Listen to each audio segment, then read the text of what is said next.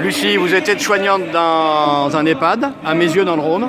Quelle est concrètement la situation des personnels? Là, on voit que vous avez fait un décompte de 37 minutes par malade et par jour pour toutes les tâches.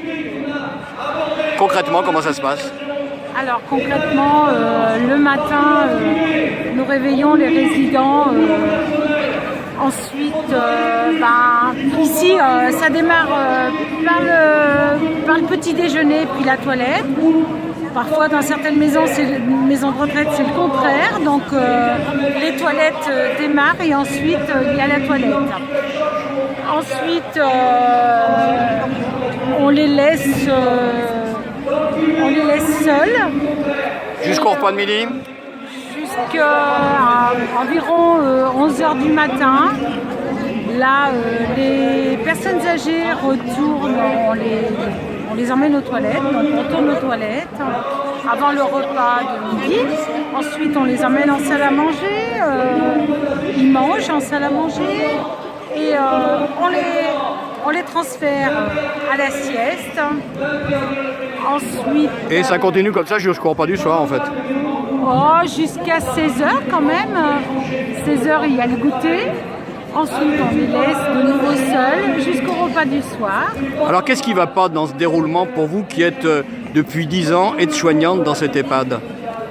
Alors, pour moi, c'est le manque de personnel qui manque dans les EHPAD parce qu'on n'a pas assez de temps pour s'occuper des personnes âgées.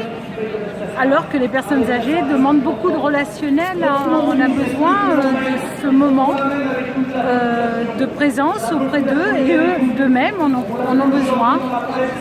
Vous souhaiteriez personnellement justement avoir le temps? Avoir le temps de s'occuper d'eux. De leur parler? De leur parler, d'être présente, d'être à leur écoute en fonction de leurs besoins. C'est ce qui manque dans les EHPAD. Notre travail est trop rapide. Et les personnes âgées le ressentent, on les bouscule,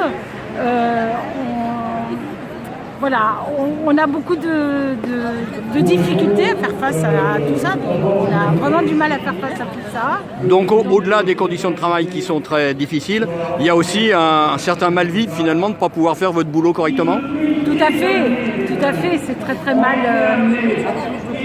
mal ressenti par les soignants. Quand on aime notre travail, on ne conçoit pas les choses comme ça. On travaille dans la maltraitance, c'est très compliqué pour nous. Donc on refuse de travailler dans ces conditions, c'est pas possible. Donc la revendication qui est avancée dans cette manifestation et nationalement d'un soignant pour un patient, ça serait une bonne chose? Tout à fait, bien sûr, ce serait le rêve.